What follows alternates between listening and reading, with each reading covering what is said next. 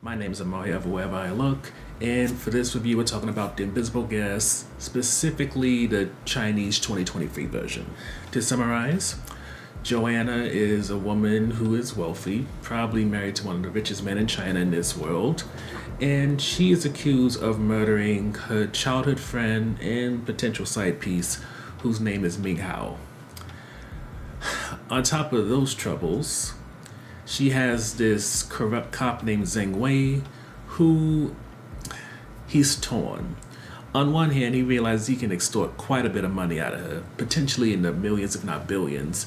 Yet on the other hand, his office has been inundated with calls for justice, amongst other things, because of somebody else who died, a gentleman named Liu Ping. And there's a chance that Joanna's situation could be related to that man. So when it comes to Zing, he's torn between giving these people justice, maybe becoming popular off of it, or else getting a real big payday because he works in a small police station that probably doesn't pay much, so this is pretty much his only chance of getting that kind of money.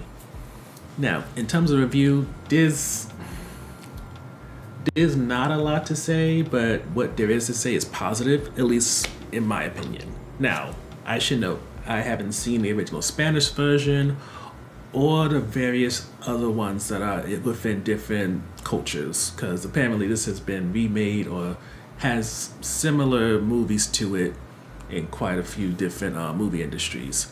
But speaking specifically for this one, the Chinese version, what I appreciate is that it kind of operates like the movie Monster that came out a few months ago, in terms of it keeps shifting the perspective in a way that allows you to understand that there's multiple versions of the truth that can be put in play. For there's the truth that Joanna put forth. Zhang Wei, as he tries to work with Joanna and of course up his price, he presents different ways that people can see the truth, either one that could damn Joanna or one that could possibly exonerate her. And each time there's a shift, you get a different piece of the story, yet some facts remain the same.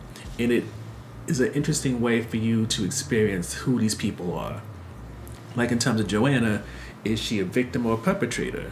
Is Ming Hao somebody who's this obsessed, potentially depressed man who might have been a little bit controlling or abusive, and that's who he really was? Or is he this person who's apparently, like Joanna, this orphan who was weak, who loved her deeply and maybe was dependent on her, yet at the same time he recognized that in her ambitions to become rich and escape the poverty that they grew up in, she would do whatever it takes.